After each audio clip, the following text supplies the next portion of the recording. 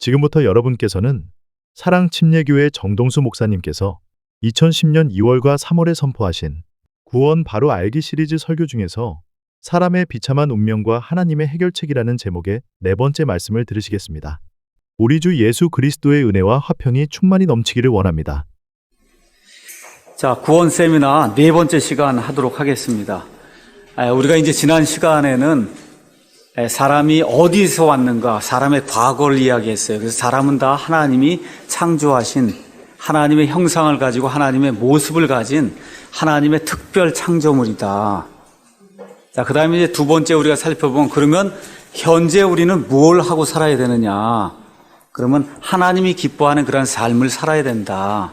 그래서 하나님이 기뻐하는 그런 삶은 하나님이 가지고 있는 그런 속성에 우리가 참여하는 그런 사람이 돼서, 그래서 하나님과 교제할 수 있는 그런 상태에 이르러야 된다. 그게 사람이 존재하는 그러한 목적이다. 그렇게 이제 말씀을 드렸습니다. 그러면 사람의 과거 얘기했고 사람의 현재 얘기했으니까 사람의 이제 미래를 좀 이제 살펴봐야 되겠어요. 사람은 어디로 가냐 이거예요. 사람은 어디로 가냐.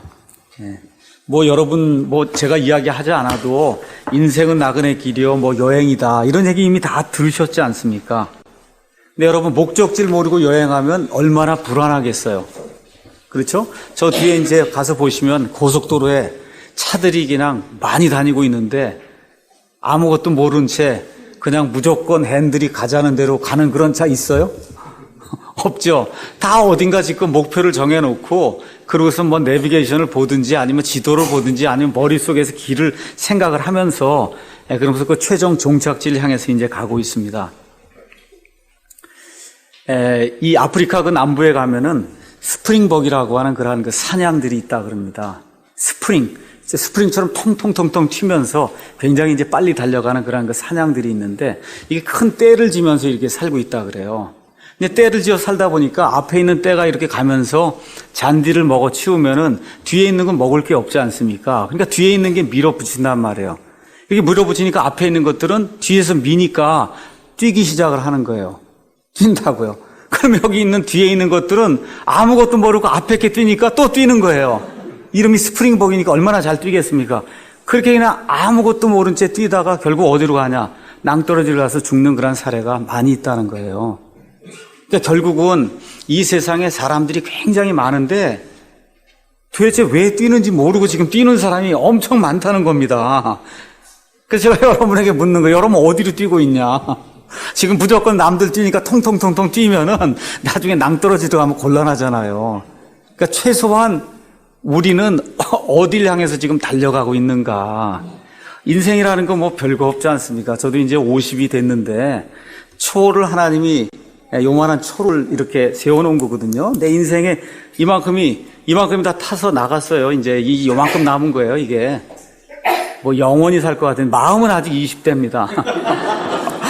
마음은 아직 20대인데 이게 이만큼이 타서 요만큼 남은 거예요. 특별한 경우가 아니면 한 요만큼 이제 살면 이제 죽는 거거든요. 그렇잖아요. 그러니까 우리 인생은 다 종착역이 있다는 겁니다. 그래서 모든 사람이 100% 확실히 가는 종착역이 어디냐? 무덤이에요. 그렇잖아요. 제가 우리 학생들 만나서 얘기해요. 지금 너희들 나이 때 무슨 무덤, 죽음 얘기하면은 이게 무슨 얘기인지 도저히 이해가 안 될 거다. 근데 이제 조금 지나면서 옆에 할아버지 돌아가시고 또 그다음에 어머니 아버지 돌아가시고 이렇게 쭉 자라면서 주변 사람들이 죽는 것을 이제 보게 되면, 그럼 결국 최종 종착지가 무덤이구나 하는 것을 알게 될 거다. 히브리서 9장 27절에 가서 보시면 한번 죽는 것은 사람들에게 정해진 것이다. 그렇게 성경이 분명히 기록하고 있어요. 어느 누구나 다 알고 있는 사실입니다. 시편 90편 10절에 가서 보면 하나님의 사람 모세가 사람의 삶이 70세고 사람이 강건하게 살면 80세다. 근데 지금 이제 여러 가지 건강에 대한 그런 지식이 늘어나고 또 암을 정복하고 이렇게 하다 보니까 사람들이 이제 아마 100세 정도까지 특별한 일이 없으면 그렇게 이제 늘어날 것 같아요. 그런데 그게 잘 생각해야 돼. 그게 많은 경우에 재앙입니다, 여러분. 우리 학생들의 그런 얘기해요. 50세에 이제 직장에서 나오면 앞으로 50년을 어떻게 살아야 되냐. 50세 되면 다 나오잖아요, 직장에서. 그러면 50년을 어떻게 살아야 되냐, 니들 생각을 하고 살아라. 이게 뭐 수명이 늘어나니까 너무 좋은 게 아니라 이게 심각한 그런 문제다. 심각한 문제예요. 네. 자, 그래서 히브리서 2장 14절에서 15절 가서 보니까 사망은 지금까지 인류가 가지고 있던 두려움 중에서 가장 큰 두려움이다. 그렇게 이야기를 하고 있어요. 또 어떤 사람은 또, 뭐 죽는데 무슨 두려움이 있어. 내가 죽을 때까지 용기 있게 딱 살다가 그래 죽어야 되겠다. 그렇게 얘기합니다. 근데 아마 그 사람 병원 가고 그 다음날 당신 암입니다. 이렇게 판정받으면 그렇게 큰 소리 치지 못할 거예요. 아무리 뭐 용기가 있고 그래도 당신 암입니다. 2개월 남았습니다. 이렇게 얘기하면 아마 얼굴이 새까매질 겁니다. 얼굴이 새까매질 거예요. 그게 뭐 공통적인 사람이라면 누구나 느끼는 그런 두려움입니다. 심지어 소도 도살장에 갈 때는 운다 그래요. 눈물을 낸다. 이제 그렇게 이야기하는데, 그래서 의사와 우리가 약속을 하면 그럼 다음에 또 취소하고 또 약속할 수 있어요. 근데 죽음하고는 약속이 딱 정해진 거예요. 그냥 한번 딱 약속이 잡히면 취소가 안 돼요. 그건 딱 이루어지는 약속이지. 그래서 사망은 그것으로 끝이냐 아니면 끝이 아니냐의 이러한 그 관점을 가지고 우리가 봐야 될 그런 문제입니다. 자, 어떤 사람이 저에게 와서 나이아가라 폭포를 어떻게 갈 수 있고 거기 가면 뭘 어떻게 하고 좀 어느 시즌이 제일 좋으냐? 그럼 제가 거기에 대해서 자신 있게 얘기해 줄 거예요. 제가 모르긴 해서 한 대여섯 번 갔으니까 손님 찾아오면 모시고 가고 이렇게 해서 이제 자주 갔어요. 여름에 담요 하나 갖고 가서 나이아가라 폭포 그 옆에 가서 잔디 있는 데 가서 들어놓아서 한잠 자고 그러면 너무 좋거든요. 나이아가라 폭포 한번 거기 가서 보시면은 야, 정말 이게 이런 게 있을 수 있을까 할 정도로 엄청나게 물이 떨어져요. 그러니까 그거에 대해서 내가 자신 있게 이야기할 수가 있습니다. 그러니까 그런 거 여행지 뭐 이런 거 물어보면 그때는 거기 가본 사람에게 물어보면 돼요. 이렇게 하면 된다고. 아니면 내가 해보면 됩니다. 근데 죽음은 그렇게 할 수가 없어요. 나 스스로 해볼 수가 없잖아요. 실험해보고 다시 돌아올 수 있는 사람이 있어요? 네, 없죠. 그 다음에 죽었다가 다시 살아난 사람 있어요? 없어요? 없어요. 다 뭐예요? 영어로는 near death experience예요. 죽음 일보 직전까지 갔다 왔단 얘기지. 여러분 잘 들으셔야 됩니다. 죽었다가 다시 온 사람 없어요. 죽음 일보 직전까지 갔다가 왔다는 사람들 이야기는 있어도 죽었다가 다시 왔다. 그건 불가능합니다. 왜 그래요? 한 번 죽는 것은 사람에게 정해진 거지 두 번, 세 번, 네 번 특별하게 죽었다가 예수님이 살리신 이와 같은 몇 사람들 제외하고는 대부분의 사람에게는 죽었다가 다시 이 세상에 돌아오는 그런 일은 불가능합니다. 자, 그래서 이 세상에 어떤 사람도 죽음 이후의 삶에 대해서 확실하게 이거다 그렇게 얘기할 사람이 한 사람도 있어요? 없어요? 없습니다. 없잖아요. 그러니까 어떻게 해야 돼요? 이제 추측을 하는 수밖에 없는 거예요. 추측. 첫 번째 진화론자들의 얘기는 이걸 다 끝이다. 죽고 나면은 이건 다 사람이라는 게 뭐냐 이거. 이거 원소 몇 종류로 이루어진 거 아니냐. 이게 다 그냥 뼈가 썩고 살이 썩고 녹아 없어지고 그러면 다 이 땅의 속에 원소로 들어가면 끝이라는 거예요. 더 이상 생각할 거 없다는 겁니다. 사람은 그걸 다 끝난 것이다. 이제 그렇게 이제 이야기를 하고, 두 번째 이제 진화론자들 중에서 또 한 종류가 윤회를 가르치는 사람들이에요. 윤회론자들은 뭐라고 얘기하냐면 죽은 다음에 이 땅에서 삶의 그 질에 따라서 개처럼 산 사람은 개로 태어나고, 그렇죠? 소처럼 산 사람은 소로 태어나고, 벌레같이 산 사람은 벌레로 태어난다. 이제 그렇게 얘기하는 거예요. 그래서 벌레로다 또 열심히 살면 그 한 단계 또 올라가고, 그렇죠? 그 다음에 사람 중에서 삶이 아주 고결하게 이렇게 되고, 그럼 뭐가 된다 그래? 그러면 부처가 된다. 그렇게 얘기를 하는 거예요. 신이 된다. 그렇게 얘기를 하는 겁니다.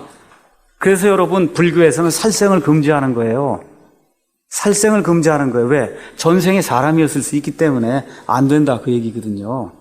전생에 사람이었다. 그 얘기, 이 살아있는 걸 죽이면은. 자, 그래서 이 불교나 아니면 이러한 데서는 사람이 짐승도 된다고 이렇게 가르쳐요.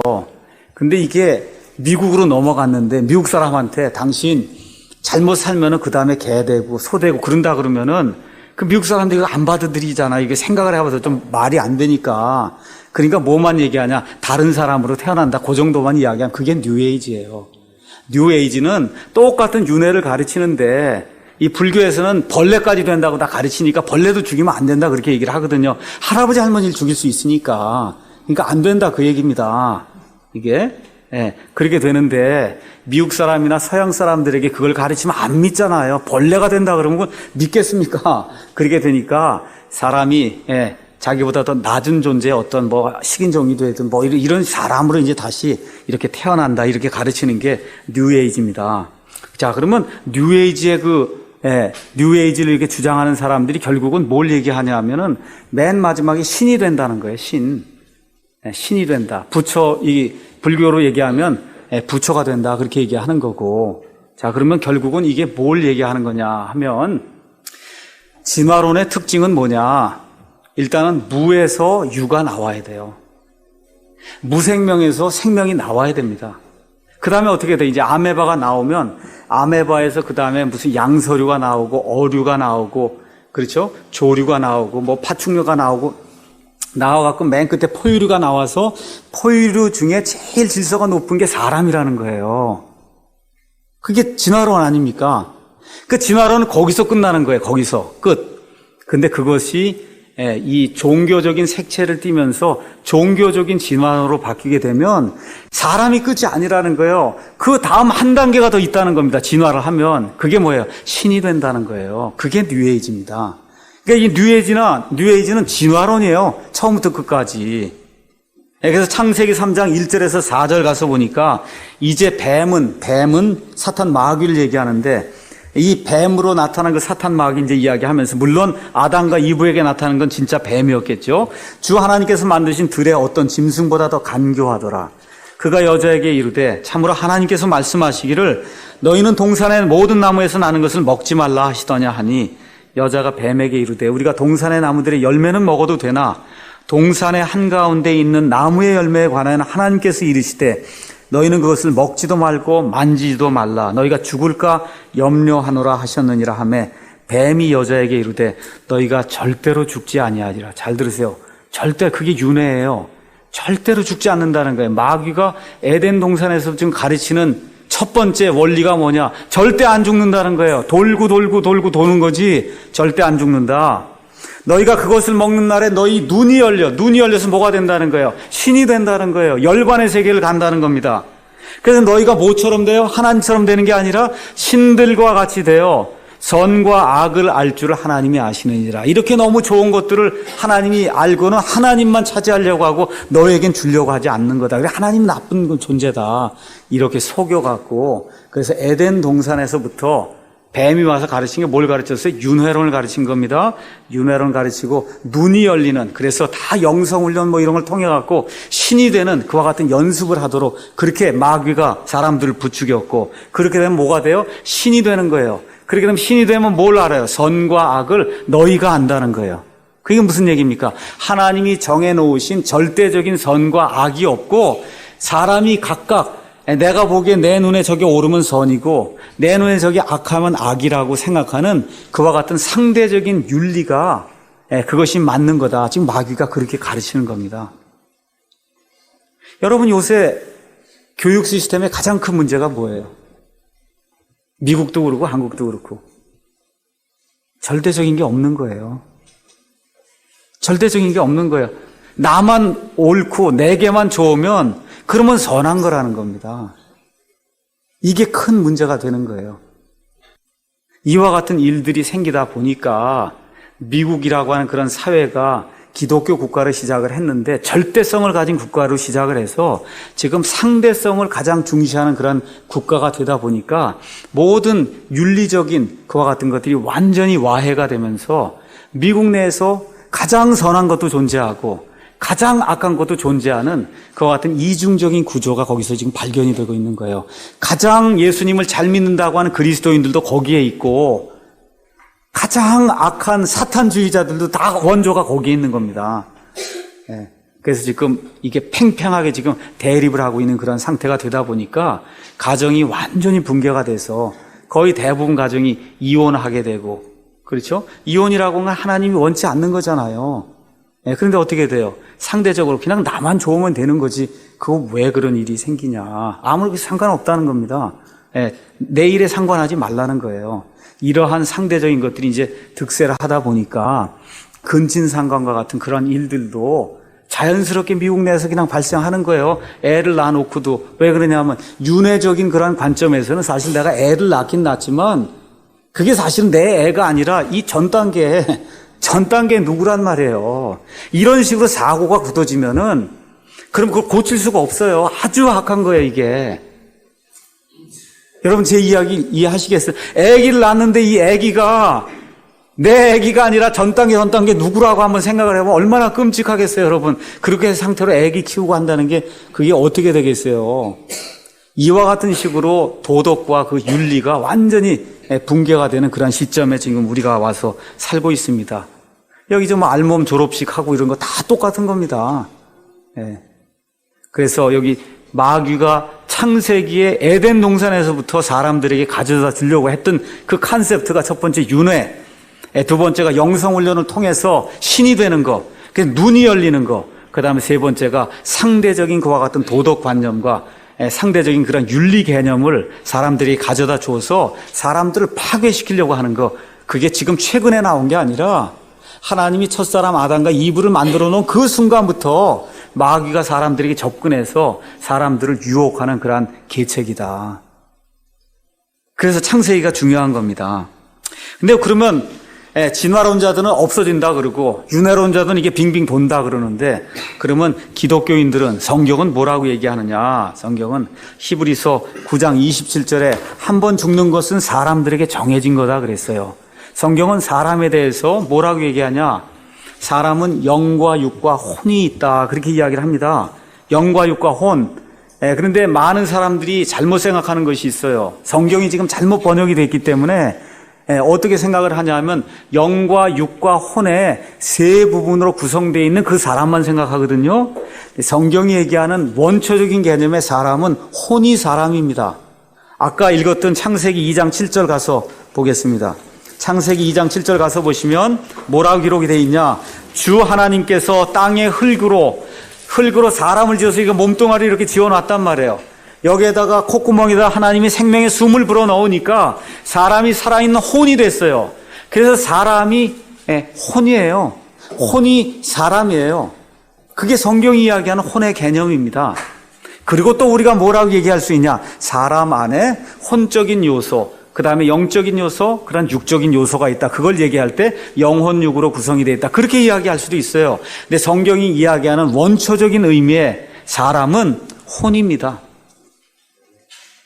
그러니까 여기 우리 형제님이 김성정제가 이렇게 있으면 하나님은 김성재 혼으로 보는 거예요. 혼으로.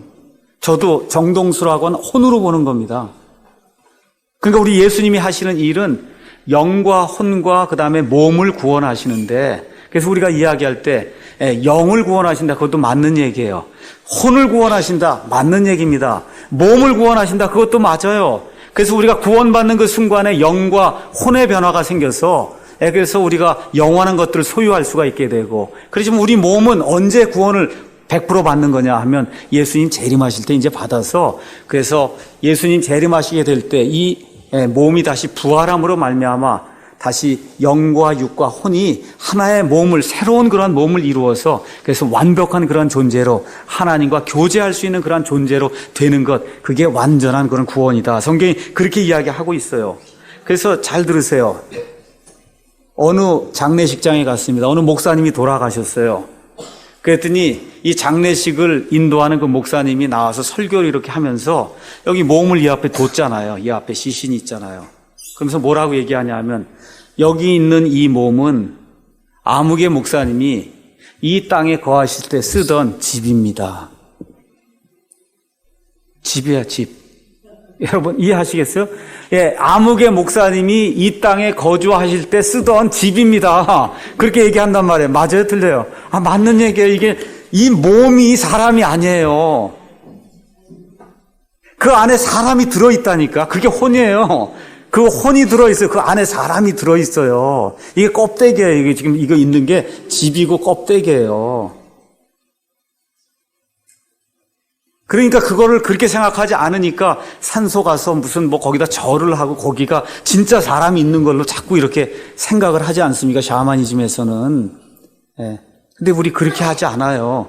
거기 단지 가서 아버지 어머니가 옛날에 우리에게 어떻게 해주셨는가 그거 한번 기억하고 그 은혜에 감사하기 위해서 가는 거지. 거기 가서 아버지 어머니 만나러 가는 게 아니잖아요. 여러분 한번 생각해봐요. 거기 가서 아버지 어머니 만나러 가면 안 됩니다. 거기 안 계세요. 지금 천국에 있든지 지옥에 있든지 딱 둘 중 하나 가 계신 거지. 예, 거기 아버지 어머니는 없습니다. 아버지 어머니가 쓰던 집이 거기 있는 건데 지금 집이 다 몇 년 지나면 다 썩어서 부패가 돼서 없습니다. 거기에. 단지 아버지 어머니의 그 사랑을 기억하고 형제자매들이 한번 다시 모여서 그 부모의 은혜를 한번 이야기하고 형제들 간에 그와 같은 사랑을 좀 더 돈독하기 위해서 우리가 무덤에 가는 거예요. 맞습니까? 그렇게 되는 겁니다. 그래서 예수님께서 뭐라고 말씀하셨냐면 마태복음 10장 28절에 몸은 죽여도 혼은 능히 죽이지 못한 자들을 두려워하지 말고 오직 혼과 몸을 능히 지옥에서 멸하시는 분을 두려워해라. 이 말씀을 따라서 초대교회 많은 성도들이 심지어 사자의 밥이 됐거든요. 근데 사자가 밥으로 이 껍데기는 먹을 수 있어도 그 사람은 못 먹는단 말이에요. 맞죠? 그래서 우리 예수님이 그 이야기를 하시는 거예요. 몸은 죽여도 혼은 능히 죽이지 못하는 이런 사람들 무서워하지 마라. 누구를 두려워하라 그렇게 얘기하냐 하면 혼과 몸을 지옥에서 능히 멸하실 수 있는 그분은 오직 유일하신 분, 우리를 만드신 분, 하나님뿐이 없다는 거예요. 그분을 두려워하라고 이야기하는 겁니다. 왜 그러냐? 이 세상 모든 것에는 다 심판하는 때가 있다 그 얘기입니다. 심판은 뭐 하는 거냐? 목적한 것을 이루었냐 안 이루었냐 그거를 판단하는 게 심판이에요. 여러분 여기 볼펜 제가 갖고 있지만 이게 정말 설계대로 나왔냐 안 나왔냐 저 끝에 가서 공장에 가서 보면 컨베이어 타고 이게 오면은 저 뒤에 누가 기다리고 있어요. 이게 지대로 찍혀서 나오는지 색깔이 맞는지 여기 인쇄된 게 맞는지 여기 어디 뭐 회사라고 인쇄가 돼야 되는데 딴 회사가 인쇄가 되면 그건 다 폐기 처분해야 되는 거 아닙니까? 모든 게 다 맞아도. 그렇잖아요. 심지어 지금 이제 야구 시즌이 됐는데 야구공을 피처가 던져도 심판이 여기 딱 서서 스트라이크 볼 판정을 해주잖아요. 맞습니까? 그래서 이 세상에 사는 모든 것에는 다 심판하는 때가 있다. 그래서 로마서 2장 5절에서 8절에 우리 하나님께서 뭐라고 말씀하시냐 하면 내가 내 강팍함과 뉘우치지 아니하는 마음에 따라 진노의 날 곧 하나님의 의로운 심판이 나타나는 그날에 닥칠 진노를 내게 쌓아 올리는도다. 그분께서 각 사람의 그의 행위대로 갚으신다. 그러니까 무슨 일을 했다 그런 얘기가 아니에요. 이 땅에 살면서 하나님께 대해서 어떻게 하나님을 모시고 하나님께 대해서 반응을 했느냐 거기에 따라 하나님이 갚아주신단 말이에요. 그럼 갚으려면 뭘 해야 돼요? 심판을 할 거 아닙니까? 판단하는 때가 있다 그 얘기입니다. 참고 꾸준히 잘 행함으로 사람들이 뭐 진화론이 맞다 그러고 예수 믿는 게 뭐 이러냐 그러고 등등 하면서 핍박을 하고 이런 일들을 하는 가운데도 참고 꾸준히 잘 행함으로 하나님이 없다 그러고 지금 온 세상에 하나님 없다 그러냐. 학교 가면 하나님 없다 그러고 그럼에도 불구하고 하나님께서 주신 이와 같은 진리를 붙잡고 참고 꾸준히 잘 행함으로 영광과 죽지 아니함을 구하는 자들에게는 영원한 생명으로 갚아주신다는 거예요. 알겠습니까 여러분? 그러니까 예수님을 믿는 것은 여기 있는 것처럼 하나님이 원초적으로 우리에게 주시려고 했던 그 영광 그거를 구하는 거예요. 죽지 아니함. 하나님이 원래 죽지 않는 걸 주셨거든요. 근데 죄로 말미암아 사람이 죽게 됐다는 겁니다. 그거를 구하는 자들에게는 하나님이 어떻게 해요? 영원한 생명으로 갚아주신다는 겁니다. 그런데 논쟁하기 좋아하며 진화론이 이렇다 그러고 그렇죠? 윤회가 이렇다 그러고 이 논쟁하기 좋아하며 진리에 순종하지 아니하고 아까 그 왈드라고 하는 그와 같은 과학자처럼 분명히 진화는 불가능한 걸 자기가 분명히 아는데도 불구하고 나는 철학적으로 그건 받아들일 수가 없다 그러고 진리에 순종하지 아니하고 불의에 순종하는 자들에게는 뭐로 갚아요? 경노와 진노로 갚아주신다. 여러분, 이 세상에 살면서 어느 때 가장 여러분 속이 상합니까? 심판이 제대로 이루어지지 않을 때 제일 속상하잖아요. 이번에 올림픽에서도 이거 분명히 이거 금메달을 땄는데 반칙을 했다 그래갖고 중국 사람이 1등을 하니까 얼마나 속상해요, 그게. 우리도 속상한데 본인은 얼마나 속상하겠어요. 그렇죠? 왜 그래요? 심판이 제대로 안 이루어지면은 그러면 속상한 거예요. 우리 하나님은 그런 일은 없다. 하나님은 정당하기 때문에 각 사람이 원하는 대로 하나님이 이루어 주신다, 그 얘기입니다. 구약 성경에 가서 보면 사사들, 재판관들이 거하던 그런 때가 있었어요. 재판관이 우리 하나님 왕을 원치 않습니다. 아니면 또 왕을 원합니다. 뭐 등등 여러 가지 그 조건을 내걸거든요. 그 조건에 따라 백성이 원하는 대로 하나님이 열어주신 그와 같은 때가 있었습니다. 그래서 저와 여러분이 죽지 아니함과 영원한 생명과 영광을 구하면 하나님이 거기에 합당하게 공정하게 그렇게 갚아주시고, 난 모르겠다 그러고 이와 같은 여러 가지 증거들을 평생 동안 보고 살면서도 거기에 반응하지 않으면, 그럼 거기에 반응하지 않은 그러한 대가로 하나님이 거기에 상응하는 경노와 진노로 갚아주신다고 하는 것이 성경의 진리입니다. 그래서 성경의 진리는 결국 맨 마지막에 영원한 천국이 있고 영원한 지옥이 있다는 거예요. 그래서 믿지 않는 사람도 나중에 몸이 부활합니다. 그래서 몸이 부활해서 영원히 불호수에 들어가서 하나님과 격리가 돼서 사는 것을 둘째 사망이다, 그렇게 이야기를 하고 있어요.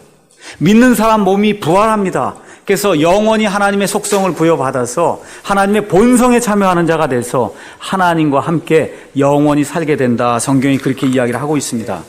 그래서 마지막으로 이제 여러분의 상태는 어떤가 그걸 물어보도록 하겠습니다. 여러분과 제가 인생을 살면서 누구나 다 시행착오 거치거든요. 저도 얼마나 시행착오를 많이 거쳤는지 몰라요. 특히 여기 목회를 한다고 지금 이거 2번째 목회하고 있는데 시행착오를 많이 거쳤어요. 이것저것 거쳐갖고 지금도 거치고 있고 그렇잖아요. 근데 인생의 대부분의 문제에서 시행착오는 괜찮아요. 그게 사람이 성장하는 계기가 되거든요. 그렇잖아요. 그 시행착오가 있어야 인생의 쓴맛을 알아야, 그래야 그 인생의 그 깊은 것을 알게 되고 참 그게 필요할 때가 있습니다. 그런데 인생의 그 종착역 가는 그 문제에서 시행착오가 있다 그러면 그거는 2번 기회가 없어요. 다시 죽은 다음에 다시 태어나는 일은 없습니다. 죽은 다음에 예수님이 또 다시 거기서 복음 선포하고 그런 일 없습니다. 한 번 죽는 것은 사람들에게 정해진 것이요, 그 이후에는 심판만 남아있다, 성경이 분명히 우리에게 이야기하기 때문에, 그래서 이 우리의 최종 그 목적지를 향한 이와 같은 그 문제에 대해서는 절대 시행착오를 가지면 안 되겠다. 그래서 우리 기독교에서 이야기하는 구원이라고 하는 것은 아주 간단한 거예요. 인간의 기본적인 상태가 무엇인가를 분명히 알고, 그 다음에 이 죄와 사망의 문제를 어떻게 해결할 것인가, 이거를 깊이 생각해 보고, 그리고 하나님만이 나의 유일한 창조주시오, 구원자시오, 그 다음에 심판자라고 하는 그런 사실을 인지를 하고, 그리고 하나님 앞에 그냥 납작 엎드러지는 거, 그게 구원입니다. 딴 얘기 없어. 그냥 하나님 앞에 납작 엎드러져서 하나님의 은혜로만 제가 한순간 한순간 살 수 있으면, 여기서도 그렇고 천국에서도 그렇고 과거에도 그렇고 지금도 그렇고 앞으로도 그렇고 오직 하나님 은혜로만 제가 살 수 있습니다 하고 하나님을 인정하는 것, 하나님으로 대접하는 것, 하나님을 기쁘게 하는 것, 그게 기독교의 구원이다. 자, 그러면 인생이 이렇다는 걸 이제 우리가 알았잖아요. 그럼 하나님이 해결책을 줘야 될 거 아닙니까? 그렇지 않습니까? 하나님이 사람도 처음에 만들었는데, 누가 자기 작품 만들고 난 다음에 작품이 잘못되면 이거 안 고치려고 하는 사람이 있어요? 이 작품이 잘못됐어요. 인쇄가 잘못됐으면 어떻게, 이거 고치려고 그러지 않겠습니까? 누구라도 그럴 거 아니에요. 그렇잖아요? 그럼 하나님도 마찬가지 아닙니까? 하나님이 잘못한 건 아니에요. 자유의지를 줬기 때문에 사람이 잘못을 했음에도 불구하고 지금 하나님이 왜 사람을 창조했다고요? 왜 했어요? 이 영계에 있는 모든 천상의 피조물들에게, 창조물들에게 하나님의 영광의 그 지극히 뛰어난 것, 나는 너희들 생각하는 거하고 다른 그런 존재라는 걸 증명을 해보고 싶은 거예요. 근데 마귀가 와서 그걸 망쳐놨거든요. 그러니까 마귀 생각이 이게 망쳤으니까 끝이구나 이렇게 생각할 텐데 하나님 그게 아니라는 겁니다. 그래서 인류의 역사를 통해서 하나님이 열심을 가지고 어떻게 하시는 거예요? 이거를 자꾸 회복을 시키는 그런 일들을 지금 하시는 겁니다. 다시 말씀드리면 해결책을 주시는 거다. 그래서 기독교는 어떤 해결책을 주느냐 하면 왜 사람이 죽는가를 알려줘요. 왜 죽는지 알면 사는 걸 알 거 아닙니까? 그래서 제가 다시 한번 또 종교에 대해서 이야기할게요. 첫 번째, 세상의 종교는 어떻게 하는 거라고요? 자기 힘으로 해서 영생을 얻는 게 종교예요. 두 번째 종교의 특징은 뭐라 그랬어요? 창조가 없어요. 그냥 생기는 거예요, 그냥. 이 세상 모든 종교의 특징은 그냥 모든 게 그냥 생겼다는 거예요. 그럼 심판이 있을까요, 없을까요? 없는 거예요. 자, 그 다음에 세 번째, 이 세상 모든 종교의 특징은 뭐냐? 왜 죽는지를 가르쳐 주지 않습니다. 왜 안 가르쳐 줄까요? 모르니까 안 가르쳐 주는 거예요. 그냥 늙으니까 죽는다 그러고 그러잖아요. 맞습니까? 늙으니까 죽는다 그래요. 병 들어서 죽는다 그러고. 그럼 왜 늙고 왜 병이 드냐 이거예요. 왜 사람이 죽냐 이거예요. 그럼 여러분 그걸 찾으려면 어디로 가야 됩니까? 마태복음에 그거 있어요? 사람 왜 죽는지?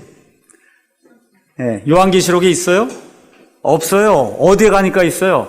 창세기 있다 그 얘기예요. 창세기 있어요. 사람이 죽는 이유가 창세기 있습니다. 창세기 2장 17절에 뭐라고 기록이 되어 있느냐? 하나님께서 이렇게 말씀하십니다. 선악을 알게 하는 나무에서 나는 것은 먹지 말라. 그 나무에서 나는 것을 먹는 날에 내가 반드시 죽으리라. 근데 사람이 먹습니까? 안 먹습니까? 먹어요. 먹죠? 그러니까 사람은 왜 죽느냐 하면 죄 때문에 죽는다 그 얘기입니다. 여러분 이해하셨죠? 사람은 왜 죽어요? 죄 때문에 죽어요. 그럼 어떻게 하면 살 수 있어요?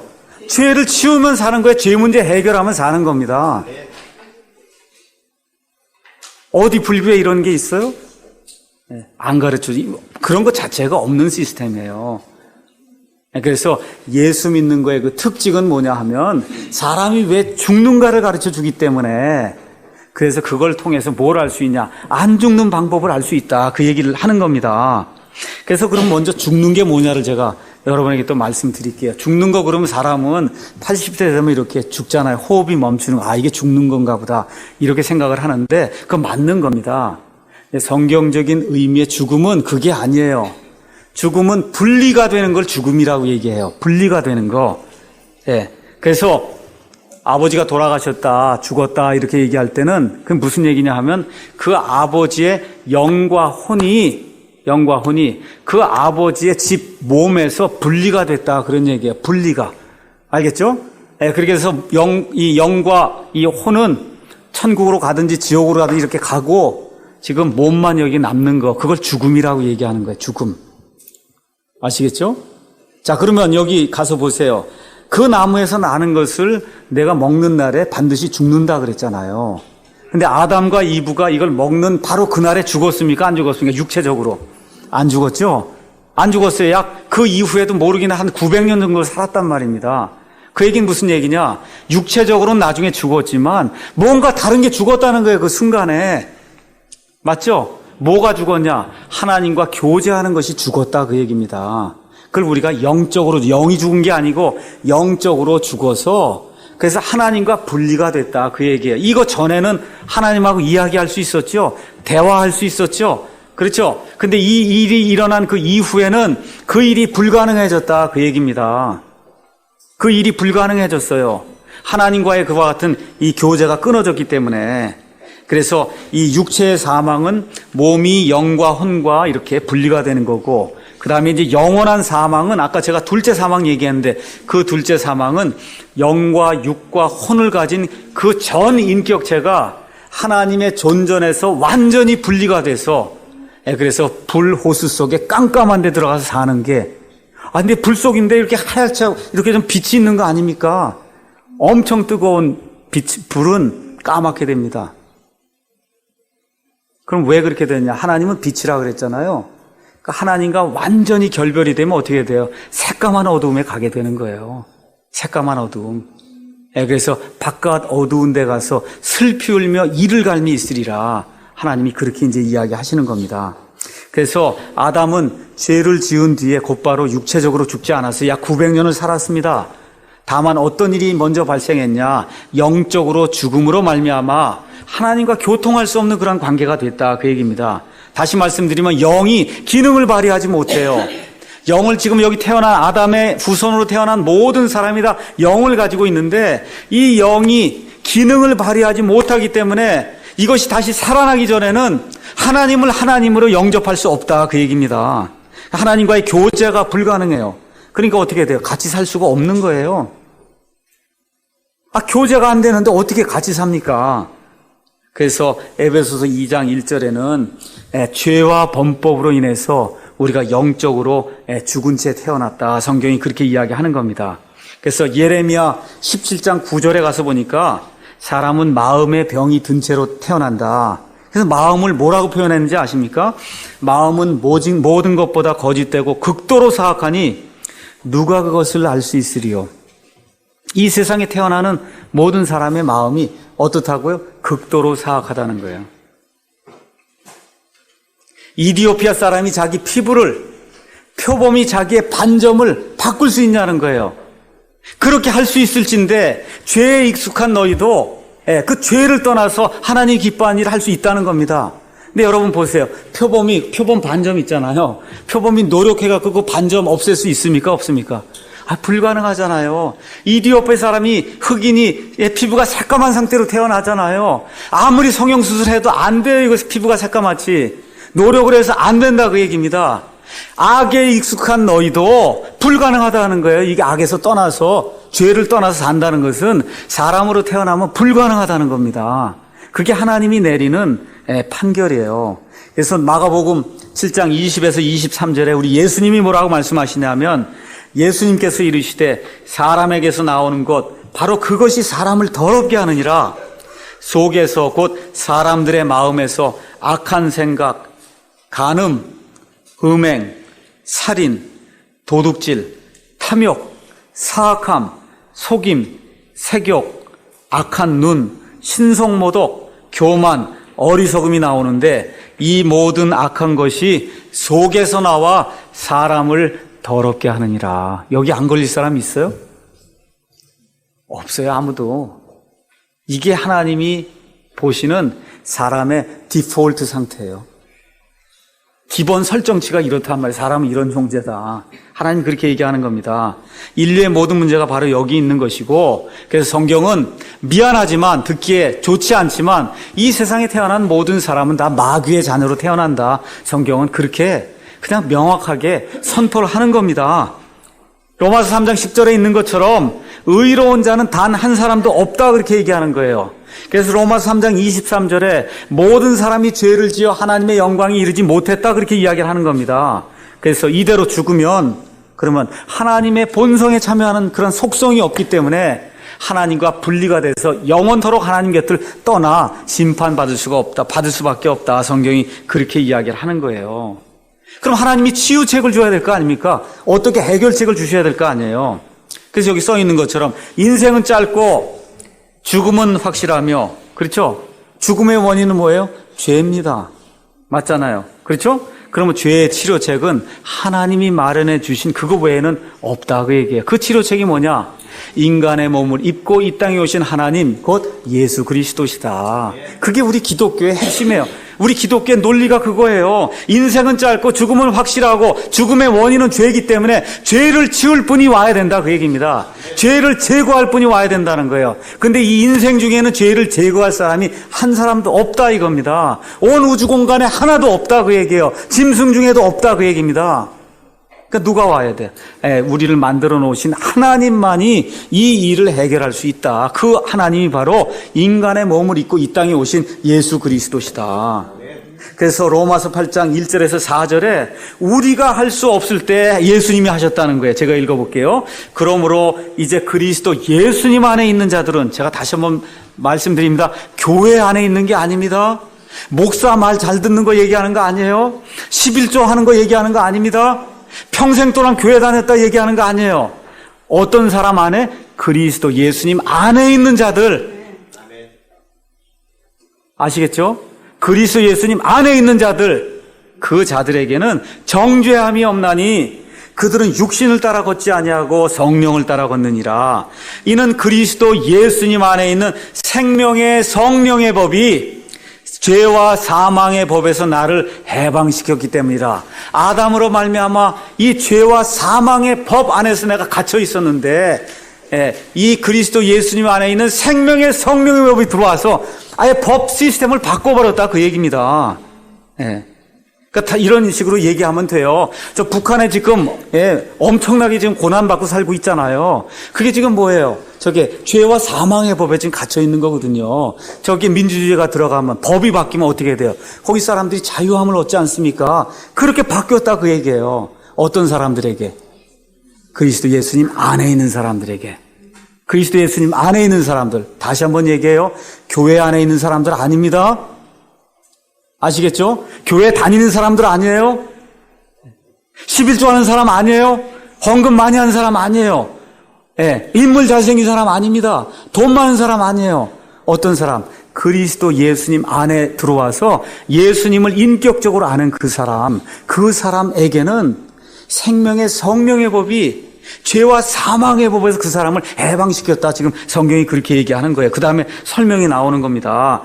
율법이 육신으로 말미암아, 우리가 이 육신을 갖고 태어나기 때문에 이게 육신으로 말미암아 능히 하지 못하는 것을 하나님께서는 하셨나니 곧 자신의 아들을 죄 있는 육신의 모양으로 보내시고 또 죄로 인하여 육신 안에서, 그 예수님의 그 육신 안에서 죄를 정죄하셨다는 겁니다. 그래서 이것은 육신을 따라 걷지 아니하고 성령을 따라 걷는 우리 안에서 율법의 의가 성취되게 하려 하십니다. 그래서 완전한 의를 성취하시기 위해서 이와 같은 일들을 하셨다. 그렇게 성경이 이야기하는 겁니다. 그럼 예수님이 왜 오시냐? 또 그걸 알아야 될 거 아니에요. 기독교는 또 하나의 특징이 있어요. 네 번째 특징. 첫 번째 뭐라 그랬습니까? 이 세상의 종교는 어떤 거라고요? 자기가 뭘 갖고 하는 거예요. 맞죠? 뭔가 해보려고 노력하는 거. 두 번째는 어떻게 뭐라 그랬어요? 창조를 인정하지 않는다 그랬죠? 세 번째가 뭐라 그랬어요? 아까 어떤 걸? 왜 죽는가를 이 세상의 종교는 가르쳐주지 않는다 그랬잖아요. 네 번째 기독교는 대신속죄를 가르쳐줘요. 대신속죄. 다시 말씀드려, 이 세상의 것들은 다 어떻게 한다고? 자기가 하는 겁니다. 자기가 하는 거예요. 기독교는 내가 하는 걸로는 불가능하다는 거예요. 대신 완벽한 존재가 해줘야 된다. 그걸 믿는 겁니다. 그게 대신속죄예요. 여러분, 네팔이나 부탄이나 이런 그런 사진 같은 거 보세요. 거기 무당이 와갖고 뭐 막 춤추고 그러고서는 어떻게 해요? 닭이나 뭘 해서 어떻게 합니까? 꼭 잡아서 죽여요. 그래서 누구의 마귀에게 갖다 바칩니다. 그럼 뭐 하는 거예요? 대신속죄 하는 거예요. 그거 어떻게 알았을까? 이 무당들이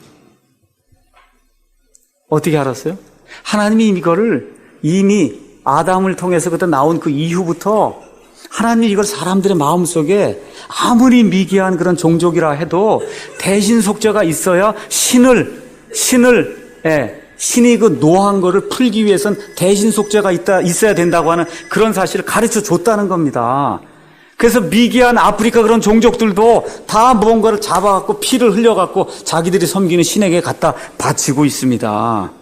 그게 뭐예요? 대신속죄예요. 그럼 대신속죄는 뭐 하는 거예요? 죄는 누가 짓는 겁니까? 내가 짓잖아요.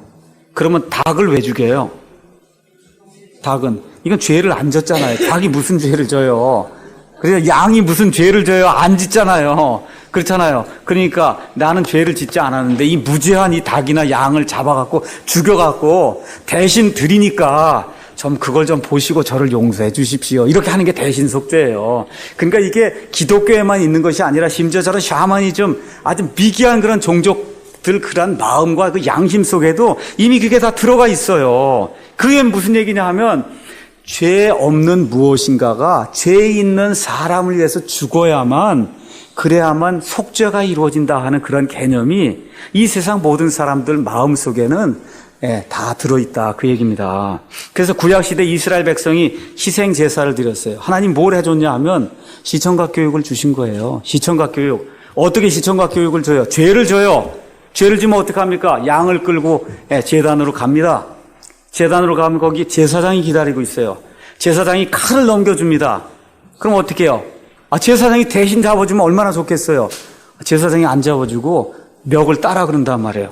그럼 어떻게 죄 지은 사람이 갖다 푹 하고 그냥 이 목에다 갖다가 집어넣거든요. 그러면 짐승이 그냥 소리를 지를 거 아닙니까? 피가 튀겨나올 거 아니에요. 그럼 이 사람이 그걸 하는 동안에 뭘 깨닫게 돼요? 죄가 있으면 이렇게 죽는구나. 아시겠죠? 근데 그걸 다 끝나면 좋아요. 근데 그게 아니에요. 제사장이 또 어떻게 이걸 조각조각 나누라 그럽니다. 또 나눠요. 그 나눈 다음에 저기 불에다 갖다 던지라고. 그럼 거기 번제단에 갖다 던지면 지글지글대고 타잖아요. 맞습니까? 그러면 그 사람이 뭘 느끼는 거야? 이게 죄에 있어서 죽는 걸로 끝이 아니구나. 지옥불이 또 남아있구나. 영원히 타는구나. 이걸 안단 말입니다. 그렇게 해서 하나님이 시청과 교육을 통해서 죄가 있으면 무언가가 죽어야지 속죄가 이루어지고 그렇게 죽는다고 끝이 아니고 영원한 불의 형벌이 있구나. 그걸 하나님이 얼마 동안 가르쳐 준 거예요? 약 1500년 동안 구약시대를 통해서 하나님이 가르쳐 주신 거예요. 그래서 이렇게 짐승의 희생을 가지고 하나님이 그 일을 하셨는데 그 짐승은 사람보다 못한 거 아닙니까? 존재가 우리보다 낮은 거죠. 단지 차이는 뭐가 있냐? 죄가 없다는 거 빼고는 사람보다 존재가 못하잖아요. 그러니까 짐승을 아무리 가져다 바쳐봐야 하나님이 덮어는 주지만 죄를 치우진 못한다 그 얘기입니다. 죄를 어떻게 치워요? 치우질 못하지. 죄만 잠깐 덮어주는 거지. 그러면은 하나님의 그 완전하신 속죄를 이루기 위해서는 최소한 사람보다는 더 나은 어떤 존재가 이 일을 해야 될 거 아닙니까? 근데 온 우주 공간에 그런 존재가 있어요, 없어요? 일단 사람 가운데 있어요, 없어요? 죄 없는 존재. 없죠. 그럼 우주 공간으로 가서 수입을 해와야 되는데 우주 공간에 있냐고 누가 아무도 없잖아요. 그러면 천사는 죽을 수 있어요, 없어요?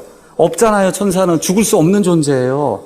하나님께서 유일하게 어떻게 죄 없으신 하나님이 이 땅에 오셔서 죄 있는 사람의 모양을 입으시고 죄가 없는 그러한 완벽한 그러한 희생 제물이 되셔서 그래서 피를 흘리고 죽으심으로 말미암아 하나님의 완전하신 공의를 만족을 시키시고 그 순간에 하나님의 완전하신 사랑을 온 인류에게 베풀어 주시는 그와 같은 일이 있어야만 가능하다 그 얘기입니다. 이것이 대신 속죄예요. 이것이 대신 속죄. 그 일을 위해서 우리 예수님이 이 땅에 오시는 겁니다. 그러니까 이 십자가 사건은 예수님 하나님이 우리를 사랑해 주셨구나 이것만 강조하면 그 십자가 사건의 진실이 왜곡이 되는 거예요. 그 십자가 사건을 통해서 우리 예수님이 죽으시는 바로 그 순간에 온 세상 모든 사람의 죄가 되셨다 그랬어요.